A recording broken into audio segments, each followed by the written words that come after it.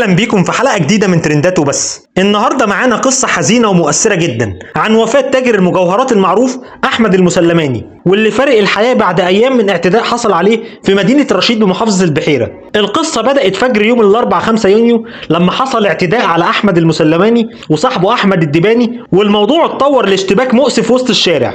وده ظهر في الفيديو اللي صورته كاميرات المراقبه في الشارع، ان احد الاشخاص وقف عربيه احمد المسلماني وبدا يتكلم معاه ويشد معاه في الكلام وخرجه من العربيه وبدا بالاعتداء عليه، وكمان انضم ليه شخص تاني في الاعتداء ده. وبعد القبض على المتهمين، التحقيقات كشفت ان المتهم الاول في القضيه وهو سيف الدين الف عنده 19 سنه، والنيابه العامه بدات تستجوبه بعد القبض عليه. سيف انكر قدام النيابه انه كان بيحاول يقتل المسلماني، وقال حرفيا ما شاركتش في الاعتداء ده وما كانش معايا سلاح ابيض، وكنت رايح اقابل فارس اللي هو المتهم التاني في شارع السوق، وفجاه حصلت مشاده بينه وبين احمد المسلماني اللي نزل من عربيته وبدا يشتم فارس وقال له مش هسيبك، وساعتها شدوا في بعض. وبيكمل سيف وبيقول نزل كمان واحد من العربيه وشد في فارس، وانا حاولت افصلهم عن بعض، وفارس ضرب احمد بحاجه في ايده معرفش ايه هي، بس شفت ايده الشمال كلها دم. بعدها ركبوا العربيه ومشيوا وفارس جري وانا كمان جريت. وبيوضح كمان ان بعد اللي حصل ده راح سلم نفسه لمركز الشرطه بعد ما كلم المحامي بتاعه، لكن النيابه ما اقتنعتش بكلامه ووجهت له تهمه الشروع في القتل وحيازه سلاح ابيض،